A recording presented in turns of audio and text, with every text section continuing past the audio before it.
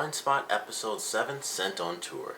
Now, I really enjoyed this episode because not only was it a great action episode where the team is separated from the rest of the FBI, they don't have communications, we just have four of our main characters sent on this really crazy mission where basically an entire city, it was basically like this city is just so bad, everybody's literally a criminal, and Sal Guerrero paid everyone off, even like the sheriff guy who's like slightly outside of the city.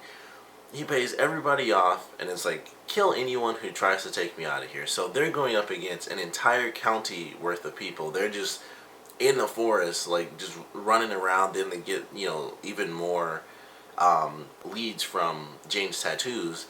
So that was fun in itself, just how crazy that was. And then the side story was actually pretty entertaining because we got Patterson finding out a fairly important clue that involves two people. It wasn't just like, okay, here's like a book, here's one book, it has this hint or this clue in it. It actually has a full-on conversation that, if it's going back and forth and these people are doing it this secretly where it's like, let's use this book, I erase this, I circle these letters, I erase this, question answer in this book. I feel like it has to be something huge that we still don't even know about, like even bigger than the whole daylight thing. This might be something on the same level just with other people. Or it could be tied to Jane's past with the tattoos and all of that stuff. But she's on, working on something with her boyfriend, and then of course she gets busted, which was pretty crazy. I was wondering how that was going to work, and I was hoping like maybe they'll play it where her boyfriend kind of gets hired in, because we really don't know what he does. He's just at, Patterson's house, and that's about all we know about his character. And I was like, maybe they'll spin it that way where he can actually end up joining the team at some point. And unfortunately, she kind of falls in line with some of the backstory we've gotten after he asks if he can move in with her.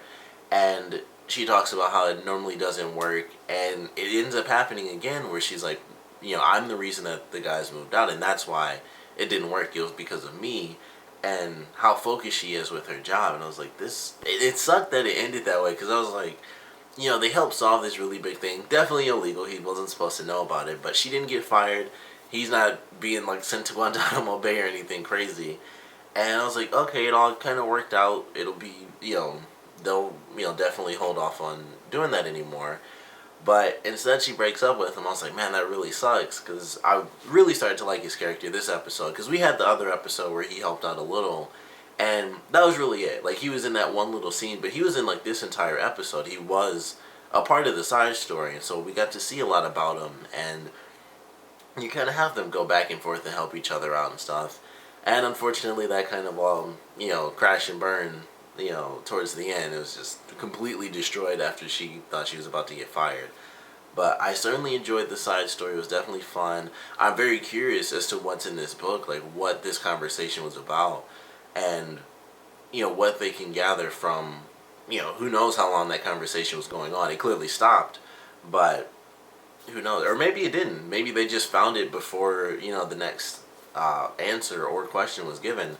So we don't really know exactly how far into things that little back and forth conversation was going, but I thought that was a cool thing for them to introduce. It might lead, to stuff like Daylight. It could lead to something just as big. It could be lesser. It could just lead to some of the other characters that we don't know about from Jane's past. One of which, who's the guy with the tattoo on his arm, we get to see him again during a flashback in the, I believe it was the first scene of the episode, or second scene or something. And he and another guy, they bury all of the goods. They bury, I believe it was machine guns and a map and vests and everything. They put all of that stuff, under this little floorboard. And it's like, how do you know the right people are going to find this? And he's like, I just know they will because I have to. I have to know that the right people are going to find this. And they do. And so the team goes from Guerrero's place to, the oil rigs because of the tattoos. Go there, they get all this crazy equipment. Guerrero puts, basically puts his own little symbol so that he can lead his people to the right places. And I don't believe they actually mentioned that they were going to go to the old police station, so I could have missed that because that's the only thing that makes sense as to how he knew to put the star and let his people know that's where they were going. But I don't remember them saying anything specific like, "Oh, this is where we're going," because they wouldn't have known that that was there. There was nothing in the box that suggested, "Oh, go to the old police station" or anything like that. So I thought that was kind of weird. I guess he just assumed like, well, if they led them to the the oil rigs and put all these weapons here, they're of course going to lead them to the next safest place, which would be the old police station. But we have this moment where the team split up from there, and Weller has to make this decision, and he chooses between Zapata and Jane. He chooses to go with Zapata. It's like, I'm going to stay with, Zapata, you come with me, Jane, you stay here. And then we get a really great line from Zapata when they're going through the forest, and she's like, it's one thing if you're protecting her, but it's a totally different thing if you don't even realize that you're doing it. And I love that, and it kind of hit Weller out of nowhere. Like, he didn't have any response to that. And the way he was speaking, it did kind of seem like he didn't realize what he was doing. It was almost subconscious, where he was doing everything he could to keep Jane out of harm's way because he still believes that she's Taylor Shaw. And he completely ignores the fact that he's doing that, which I guess kind of makes sense considering he's in full-on denial about the DNA stuff. He won't even question whether or not she's actually Taylor Shaw now that we have like this second, counteractive DNA test. He's just like, nope, I don't care. Taylor Shaw, first DNA, only DNA. So the fact that he doesn't see like these little minor things where he's making these quick decisions or seemingly quick decisions, I kind of get why he wouldn't recognize what he's doing. And it is still dangerous. The fact that he doesn't is cool, but also pretty dangerous. Like, he's making these decisions to protect someone, and he doesn't even realize he's doing it. He's not exactly thinking on his feet as to who... they're all capable in that situation anyway. But it's mostly, I want her protected, but I'm not consciously thinking about it. But it's still in his head somewhere that he wants Jane safe over, other people. And maybe a part of that is that he does understand somewhere in his head he can't be with her all the time because he wouldn't be as efficient, maybe. Like, he'd spend more time trying to protect her compared to if he's with Zapata or Reed, where it's like, okay, I don't have to protect them because they've been doing this. We've been a well-oiled machine for years now, and, boom, just take a couple people out, we're good to go. And with Jane, it's not exactly the same thing, so... Not sure if that'll come back to bite him in the butt or how that's going to really play out. But I thought it was cool that Zapata kind of brought that up. Like, it's one thing if you're just protecting her because you care about her, but it's flat out dangerous if you don't even realize how much you care about her. So I really enjoyed that. Action was definitely good. Like, I don't know how many shootouts they had in this episode. It was just, every time they were in a new spot, it was a shootout. I was like, alright. We got to Guerrera's house was like the only place I think they didn't have a shootout. I'm pretty sure they didn't have to kill anyone at the house, but they may have. I know they did on the road. So it's like they were on the road, shootout. Oil derricks, they had like a shootout, or they were about to have a shootout. I don't think they actually ended up having a shootout. They like got away before the people showed up, and then it was like split up shootout. It was like, all right, they had a shootout at the old officer station when they backtracked after they found the helicopter. Zapata and Weller had a shootout like at the creek and everything, so that was a shootout. And then when they all join up together, it's the super long shootout, which was at the old police station at the end of the episode. And that seemed like that lasted forever. And then Weller and Zapata did end up showing up, and it still lasted for a little bit. It was still probably only like a minute longer, but it still kept going. They still had to take out a couple of more people. Even when that happened, they had to come in and take out even more people. So there was a lot of action in this episode, and it was fun. I liked them being separated from their resources and everything. And it was still kind of the same, because even when they have the rest of the FBI, they have Mayfair to get in contact with, there's not that much. Like, typically it's like, okay, they talk with Patterson because they need this information or that information. But they kind of had everything they needed in this episode, so it was very detached. Even if they had the resources, it still would have been a bit detached, because it was like, all right, we have Guerrera. Well, all we have to do really is get the heck out of here, and that's all there is to it. But I like that. I thought that was really fun. Weller and Mayfair, I don't know how that's going to play out, but I'm super excited for what's going to happen in this next episode, because we had the beginning, where, he basically confronts her and is like, we found the guy, we're going to do this mission no matter what. And she's like, all right, they capture him, bring him in, and they had the conversation early on where she's like, oh, I was basically a CO, like I was the one that he was informing for, however long they were doing the mission, and then he took off, so, I'm the one that knows him best. And this was like, it was hidden because this was a big deal and it was an embarrassment to the, basically government record as a whole. So that's why it was kind of blacklisted and, kept off the books. And then we get the ending of this episode where Weller's like, you were the one that knew him. He, you guys came face to face tons of different times. You're the one to talk to. Like, he's not going to shut down like you think he will. He's the only, he's going to give you answers because you knew him in the past. Even if it ended badly, this can still work out if you're the one to go in and do it.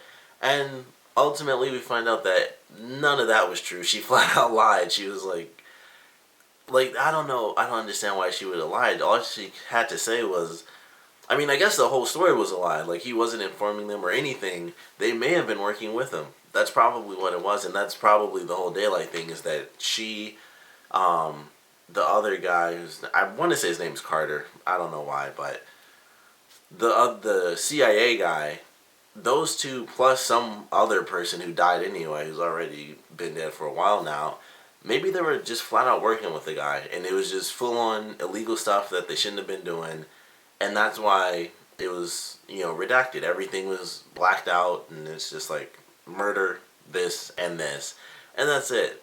So whatever it was, really, really bad. It could still involve like a lot of the government and being an embarrassing thing, and I could totally understand that, but technically only 3 people knew, so whatever it is really bad, but it didn't really involve them working with Guerrero, at least not personally, because he didn't even recognize her. He didn't say anything like, oh, it's you, or anything like that. So they never actually met at all. So I'm still trying to figure out, like, how were they so connected to this guy that they had to hide everything with this daylight stuff? Like, what in the world was this secret operation? But it was a really fun ending. I mean, I was very, very surprised by it, because Mayfair gets busted, and Weller's like, basically like, what the F is happening here? Because you completely lied to me. He didn't recognize you.